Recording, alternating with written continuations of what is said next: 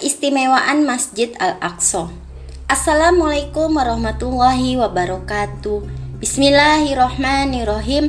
Alhamdulillahirabbil alamin. Wassalatu wassalamu ala asrofil anbiya wal mursalin Sayyidina wa maulana Muhammad wa ala alihi wa sahbihi ajma'in, amma ba'du. Alhamdulillah kita masih bertemu di channel ini. Sebelum lanjut, saya mengajak teman-teman untuk klik tombol subscribe dan menyukai video ini. Semoga video-video di channel ini bermanfaat bagi kita semua. Dan bagikan video ini agar banyak orang yang mendapatkan manfaat. Masjid Al-Aqsa berada di antara kompleks masjid di wilayah Palestina. Masjid ini juga menjadi situs suci dari 3 agama termasuk Islam. Nama Masjid Al-Aqsa disebutkan dalam Al-Quran, yaitu pada surah Al-Isra ayat 1 yang menggambarkan peristiwa Isra Mi'raj Nabi Muhammad SAW yang artinya, Maha suci Allah yang telah memperjalankan hambanya pada suatu malam dari Al-Masjidil Haram ke Masjidil Aqsa yang telah kami berkahi sekelilingnya, agar kami perlihatkan kepadanya sebagian dari tanda-tanda kebesaran kami. Sesungguhnya dia adalah maha mendengar lagi maha mengetahui. Quran Surat Al-Isra ayat 1. Masjid Al-Aqsa dikenal berada di Baitul Maqdis, istilah yang merujuk kepada kota suci. Pondasi Masjid Al-Aqsa telah diletakkan oleh Allah Subhanahu wa Ta'ala di permukaan bumi sejak zaman Nabi Adam alaihissalam. Pembangunannya kemudian dilanjutkan secara turun-temurun oleh para nabi, terutama yang diutus kepada Bani Israel. Ibnul Qayyim Al-Jauzi menyampaikan bahwa Masjid Al-Aqsa dibangun kembali di atas pondasinya oleh Nabi Yakub bin Ishaq, cucu Nabi Ibrahim alaihissalam. Perjalanan pembangunan Masjid Al-Aqsa berlanjut dengan keturunan berikutnya, yaitu Nabi Daud. Bangunan kemudian diperbaharui oleh putra Nabi Daud, yakni Nabi Sulaiman. Berikut adalah beberapa keistimewaan Masjid Al-Aqsa dan sejarahnya dalam Islam. Yang pertama, kiblat pertama bagi umat Islam. Pada masa awal Islam, Masjid Al-Aqsa memang menjadi kiblat pertama bagi umat Islam. Sebelum hijrah ke Madinah, Rasulullah SAW melaksanakan sholat dengan menghadap Masjid Al-Aqsa sebagai arah kiblat. Kurun waktu tersebut berlangsung selama sekitar 16 bulan hingga turunnya wahyu yang menetapkan perintah sholat menghadap Ka'bah di Makkah. Allah Subhanahu wa Ta'ala berfirman dalam surat Al-Baqarah ayat 144 yang artinya, sungguh kami sering melihat mukamu menghadap ke langit, maka sungguh kami akan memalingkan kamu ke kiblat yang kamu sukai. Palingkanlah mukamu ke arah Masjidil Haram dan di mana saja kamu berada, palingkanlah mukamu ke arahnya. Dan sesungguhnya orang-orang Yahudi dan Nasrani yang diberi Alkitab, Taurat dan Injil memang mengetahui bahwa berpaling ke Masjidil Haram itu adalah benar dari Tuhannya, dan Allah sesekali tidak lengah dengan apa yang mereka kerjakan. Yang kedua, Masjid Al-Aqsa merupakan masjid kedua yang diletakkan Allah di muka bumi. Masjid Al-Aqsa merupakan masjid kedua yang diletakkan Allah di muka bumi setelah Masjidil Haram, sebagaimana yang disampaikan dalam hadis yang menyatakan hal tersebut.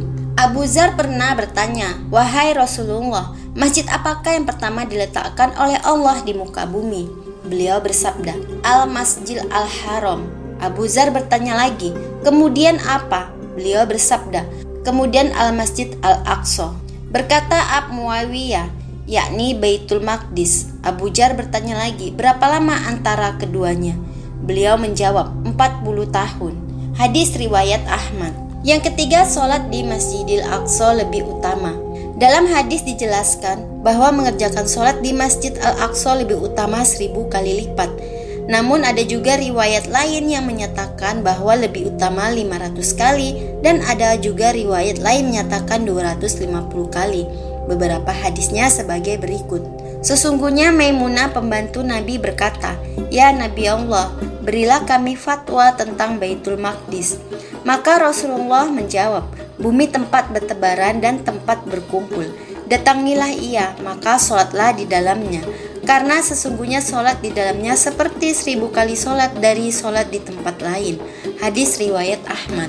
Sedangkan riwayat yang menyatakan bahwa sholat di Masjid Al-Aqsa lebih utama 500 kali sebagaimana dalam hadis. Sholat di Masjidil Haram lebih utama 100.000 kali lipat daripada sholat di masjid-masjid lainnya. Sholat di Masjid Nabawi lebih utama 1000 kali lipat.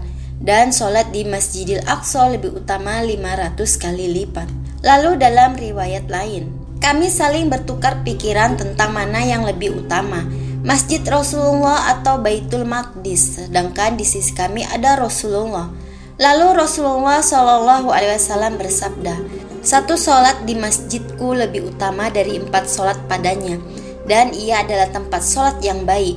Dan hampir-hampir tiba masanya, seseorang memiliki tanah seukuran kekang kudanya. Dari tempat itu terlihat Baitul Maqdis lebih baik baginya dari dunia dan seluruh isinya, atau lebih baik dari dunia seisinya. Hadis riwayat At-Tabrani. Keempat, tempat ziarah yang dianjurkan Rasulullah. Rasulullah SAW menganjurkan umat Islam untuk mengunjungi Masjid Al-Aqsa, sebagaimana disampaikan dalam hadis yang diriwayatkan oleh Imam Bukhari dan Imam Muslim. Rasulullah SAW bersabda, tidak dikerahkan melakukan suatu perjalanan kecuali menuju 3 masjid, yaitu Masjid Al-Haram di Mekah, dan masjidku, Masjid An-Nabawi di Madinah, dan Masjid Al-Aqsa di Palestina. Hadis riwayat Bukhari Muslim.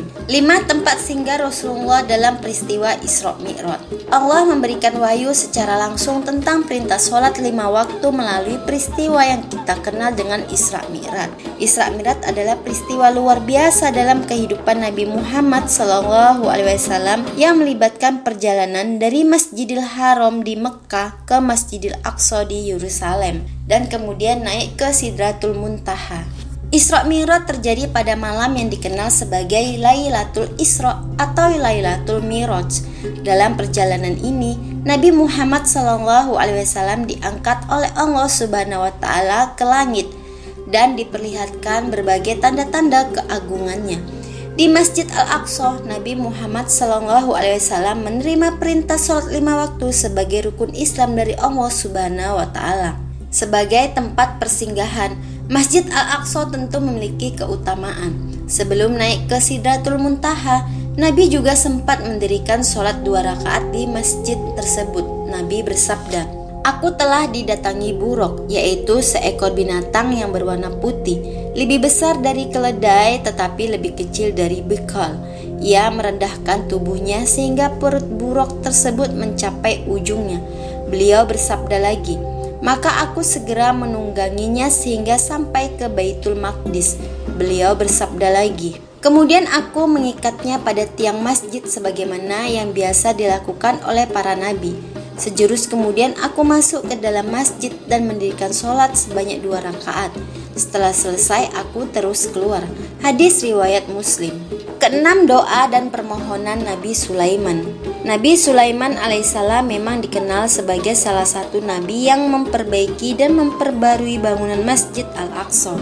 Berkaitan dengan doa Nabi Sulaiman dan 3 permohonannya, ada hadis yang meriwayatkan bahwa Rasulullah SAW bersabda, sesungguhnya ketika Nabi Sulaiman bin Daud membangun kembali Baitul Maqdis, ia meminta kepada Allah Subhanahu wa Ta'ala 3 perkara, yaitu meminta kepada Allah agar diberi taufik dalam memutuskan hukum yang menepati hukumnya, lalu dikabulkan, dan meminta kepada Allah dianugerahi kerajaan yang tidak patut diberikan kepada seseorang setelahnya, lalu dikabulkan, serta memohon kepada Allah bila selesai membangun masjid agar tidak ada seorang pun yang berkeinginan sholat di situ, kecuali agar dikeluarkan kesalahannya seperti hari ia dilahirkan oleh ibunya.